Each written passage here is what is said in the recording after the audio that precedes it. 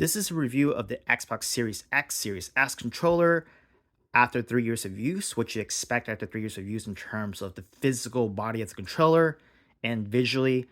This is not a gameplay review, so let's see what this controller will be like after 3 years of use. I use this controller pretty often, maybe once or twice a week of heavy gaming each session. I drop this controller maybe once or twice, but if you look at it visually, it still looks very solid. This is the carbon black version of the Series XS controller. The D-pad is still very good in terms of feeling. It's still very clicky, although a bit stiff. It hasn't gotten less stiff after a year. And here we have the thumbsticks. The rubber coating is still here. It hasn't deteriorated, although you can see dirt and debris. Again, this is not a perfect controller. This is 3 years of use. I'm not cleaning this controller every day. And it still clicks very well.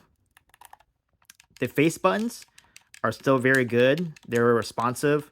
It doesn't feel really mushy. You can hear the kind of the bottoming out of the controller. It hasn't gotten worse in terms of the button feel.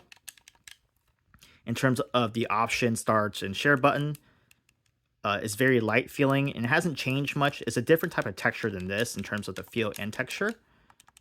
And this button still works as is. So as you turn over to the side, you can see this controller will become like a grease slash fingerprint slash smudge slash sweaty hands magnet. It will collect that because of these indents on the grip.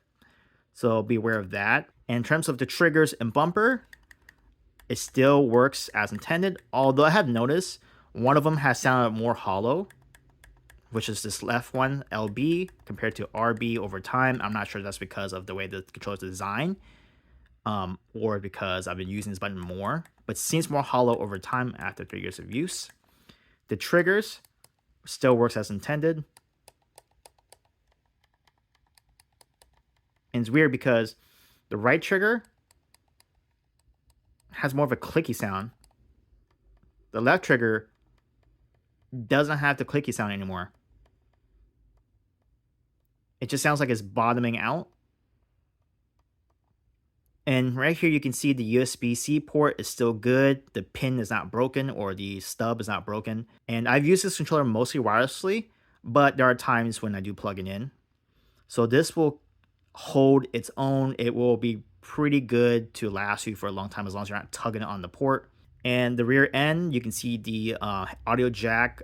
The pin's still there. It still looks good. And this pin I have never used, so I can't really say of how good this will last in terms of 3 years. And if you look at the back side, after dropping this controller once or twice, there hasn't been any really scuffing on this controller. The material is still pretty solid.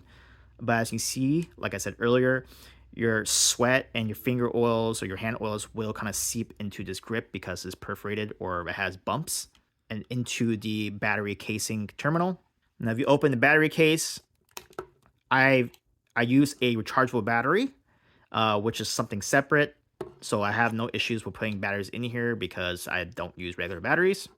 Overall, after 3 years of use, this controller has held up physically in terms of how it visually looks. No major scuffing. I mean, obviously you see the sweat or whatever, some dirt. The wear has been pretty good. The buttons feel pretty good for the most part, but there are some inconsistencies in some of the buttons on top where, one side sounds more hollow, one side sounds more clicky.